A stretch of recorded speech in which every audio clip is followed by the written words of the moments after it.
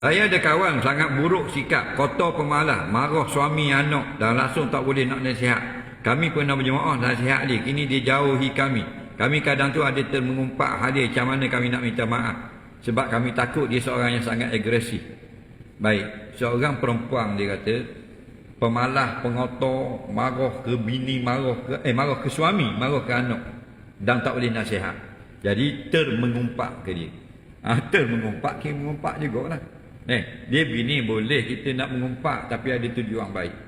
Contoh kita jumpa seorang yang boleh menasihati dia, kita cerita keburukan dia supaya orang ni pergi marah dia. Dia jadikan jadi berubah. Kalau gitu boleh. Tapi kalau cerita saja nak suka-suka, itulah yang dikatakan haram. Okey? Jadi kalau mu takut nak pergi kata Imam Ghazali, sampaikan permohonan maaf kamu itu dengan risalah. Kalau ni enggak WSP WhatsApp. Faham tak lagi? Assalamualaikum. Minta maaf termengumpat mu petang bagai. Faham tak lagi? Ha gitu. Nampak? Tak boleh jadi bala.